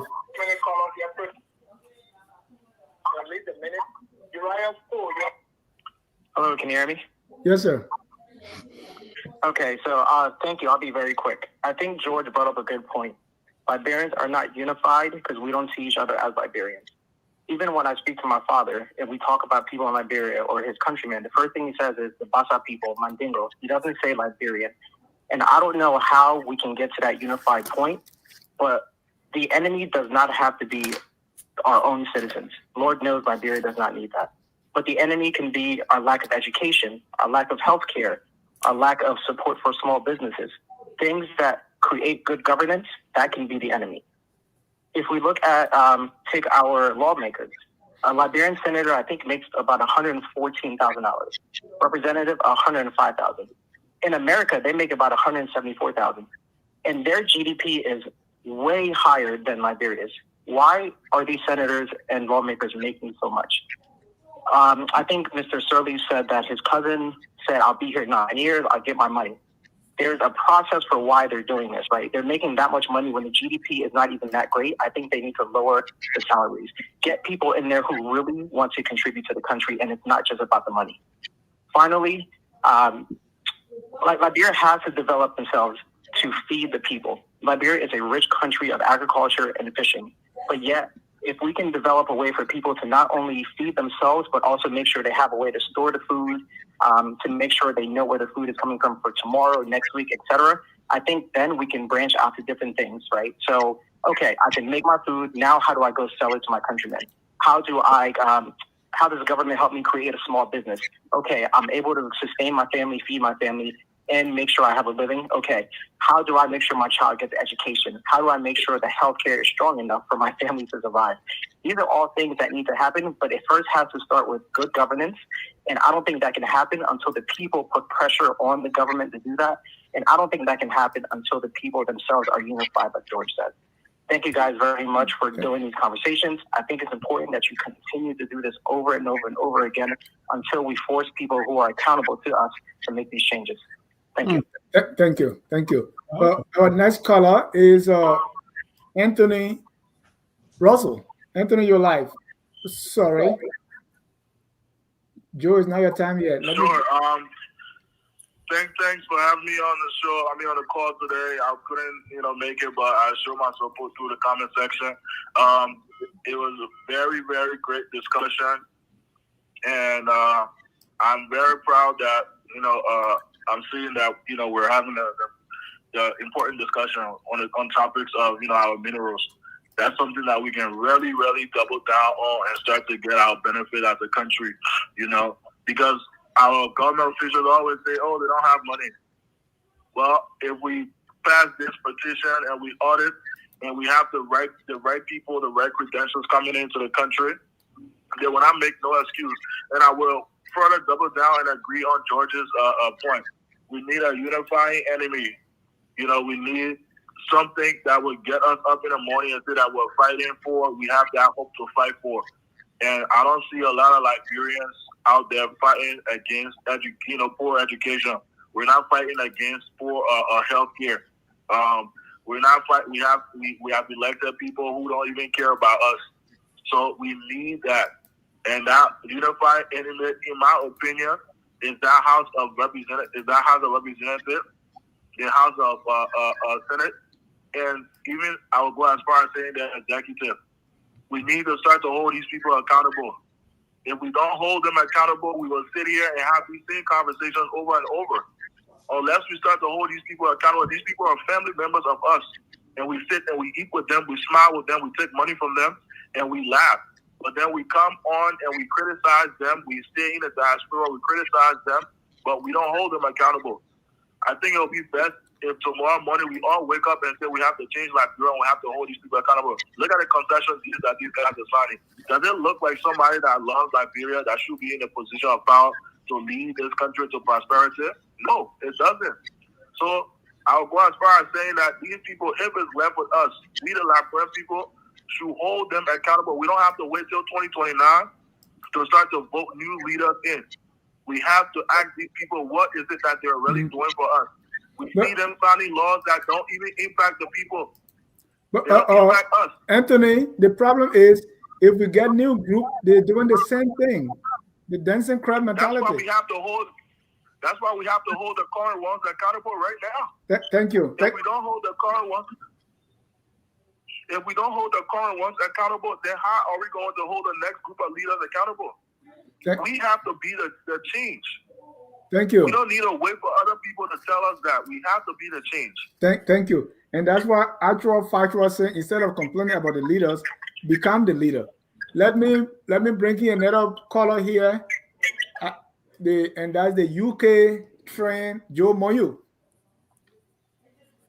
Hey, how's it going, Dennis? Good.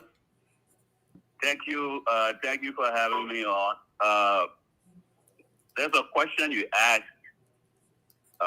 during the program. You know, I ask good questions.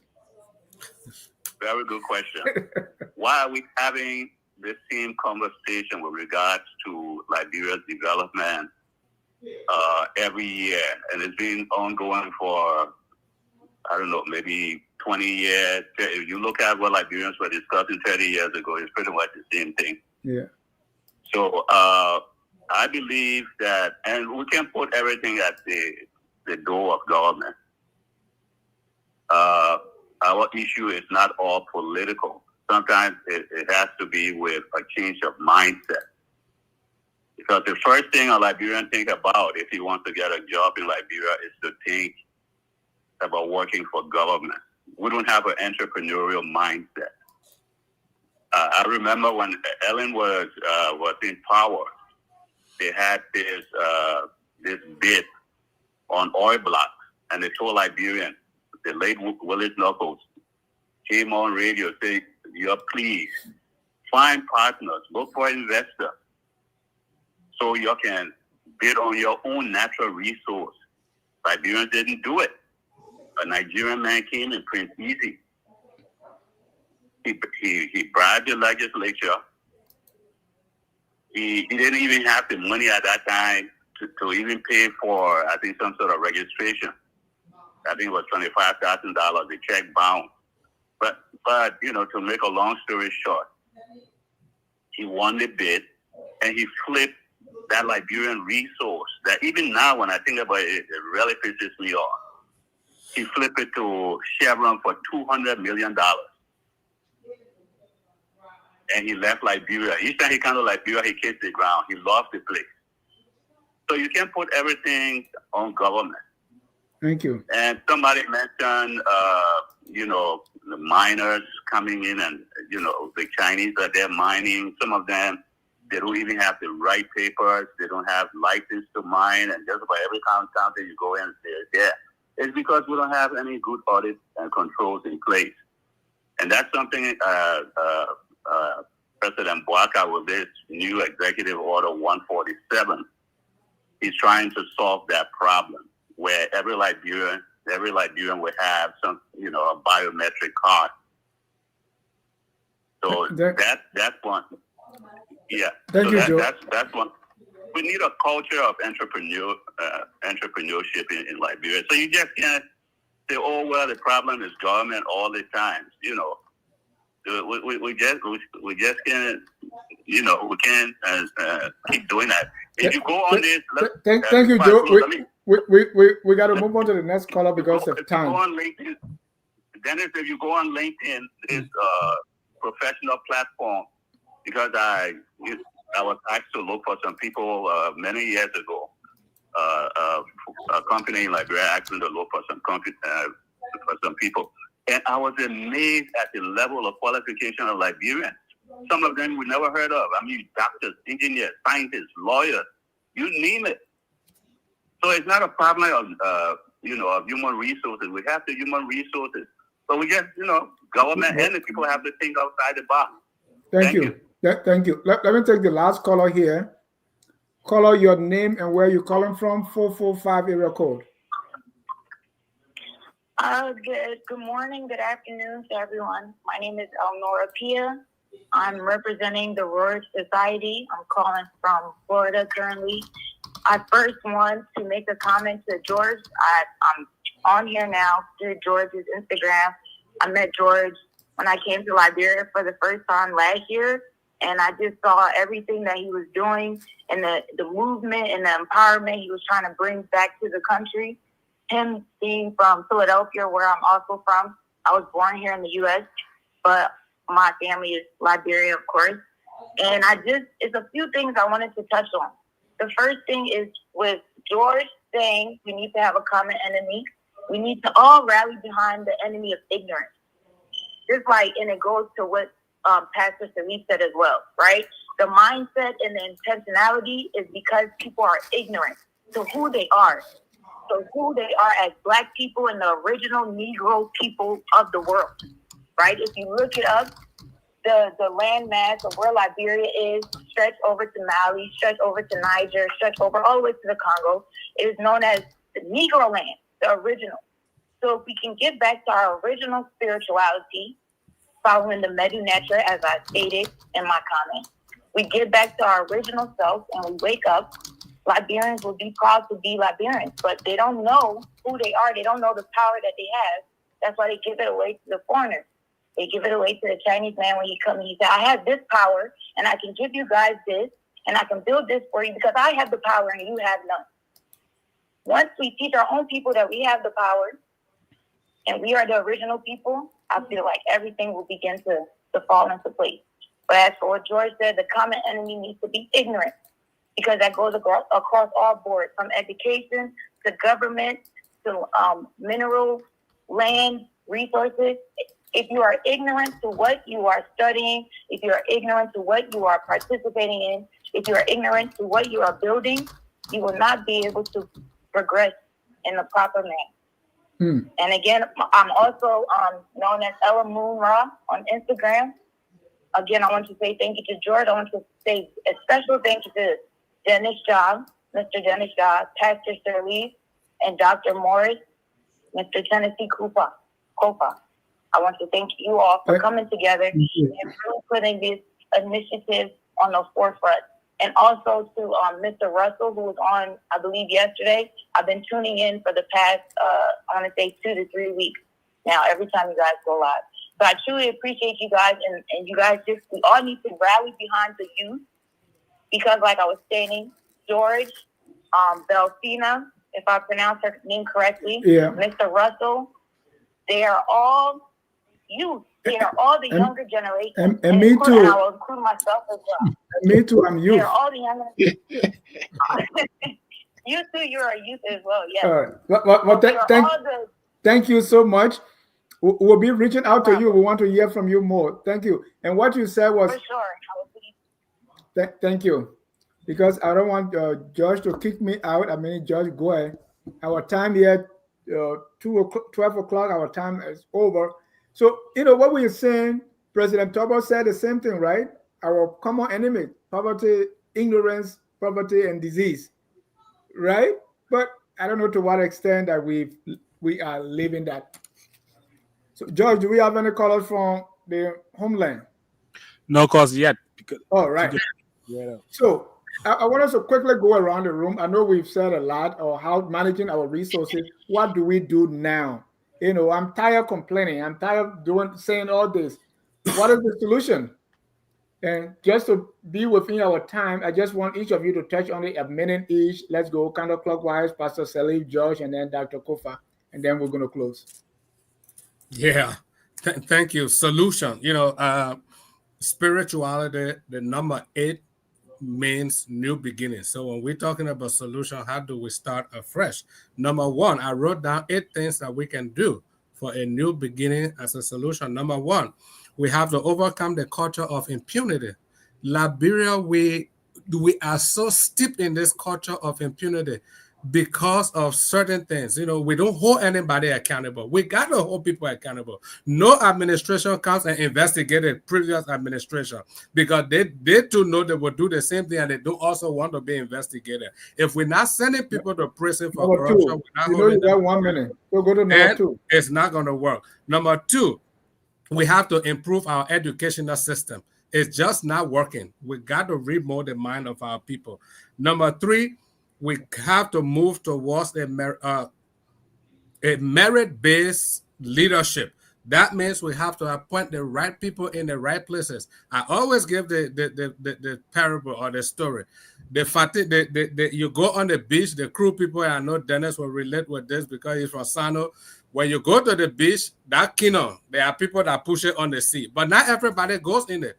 Everybody pushes to get on the water, but only the people that understand fishing and understand the water that get in it. They don't say, oh, because you push the canoe, get in it. But our government system, everybody who carry campaign flyer, you must be appointed, whether you qualify or not. So we got to move from that. Number four, we have to police our laws. Liberia has got some good laws on the books, but we don't police it because we ourselves, if we police it, the law will also hold us accountable. So the government official, they're not policing it. Number five, we have to build institutions. We don't have institutions. So we just celebrate people, individuals, and that's the problem. Okay. Number six, we need to develop a think tank, various think tanks. We need a national think tank. That means when we're going towards election, we don't want one individual to tell us this is what I would do for you. No, we should have a national think tank where when people go in for election, the country say these are the things we want to accomplish in the next 4 years or 6 years. You want to run for president, tell us how you accomplish it. Don't tell us what you're going to do because we're not going forward. One term, one person take us in this direction, the other person come to take us in the other direction. There's no continuum. So we need to go away from that. Number six, so I can finish it. We need to revise our constitution and develop the mindset of and spirit of patriotism. The constitution we're using is a copy and paste from the American Constitution. It's not working for the African society. It's just wrong. And finally, so I can go because of my time, we need to think religion. Christianity is holding Liberia back. I'm not saying Christianity is wrong. I'm a pastor, but it's holding us back. People that should be doing well, they're sitting down fasting and praying in one house. People that did wrong, when we should hold them accountable, they say, oh, let bygone be bygone. Let's just forgive. The spirit of Christ. Nonsense. If people are corrupt, they should go to prison. They should be punished. Don't tell me about forgiveness. Christianity is holding us back. People that should be productive, they're not productive because they're in church all day, sitting down, fasting and praying. When you can leave America like George and go back to do something, turn your life around, you won't be begging and fasting and praying. Christianity is one big problem that is holding Liberia back. If we can do these 8 things, we can turn the system around. Thank you. If that's why you need to focus on Liberia, so you can have a renewed way of looking at things. A pastor say Christianity is holding the country back. Yes. George, we're closing. Solution. We're talking solutions here. Our solution, like I said, we have a petition that's on change.org, change.org. When you go there, you search Liberia. Our petition is the first one that pops up. It says petition to reclaim Liberia's mineral wealth, a call for audit and justice. And I'll close how I closed a few other shows. The Article 7 of our Constitution states the Republic shall, consistent with the principles of individual freedom and social justice enshrined in the Constitution, manage the national economy and the natural resources of Liberia in such manner as shall ensure the maximum feasible participation of Liberian citizens under conditions of equality as to advance the general welfare of the Liberian people and the economic development of Liberia as a whole. So I just want to leave you all with that and let you know that the Constitution is in our favor when it comes to us auditing these concessions and negotiating on behalf of our people to make sure that we're able to develop our nation properly.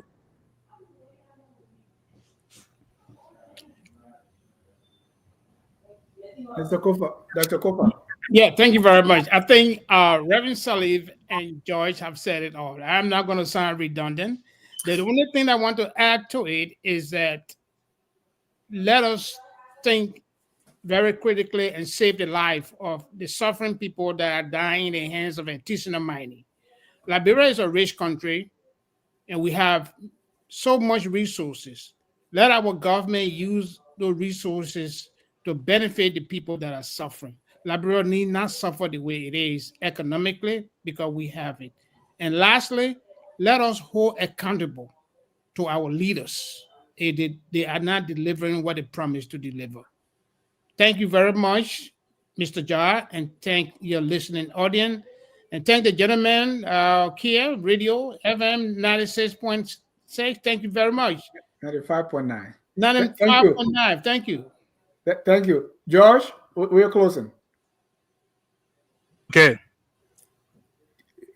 I want to tell our people in Liberia that we are ending the show today, and we thank them for listening. We want them to participate more. Sure. You can forget the rest and watch Focus on Liberia, where we educate, we elevate, and promote all things Liberia. Since 2017, we are still the biggest network when it comes to the diverse programming that we do. And we have more people. We have up to 30 professionals or more who come here all the time from different backgrounds and different shows, telling you, all the things about Liberia. And I want to re-emphasize that our goal here, as you can see, our vision is to be the most educative and informative media institution that fosters knowledge and curiosity about Liberia. Our mission is to create a more enlightened and informed Liberian society that attracts the world.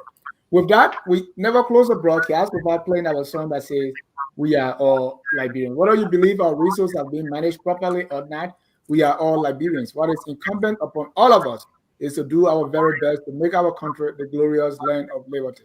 Thank you and have a good day. God bless. We are Liberians. Liberia is our home.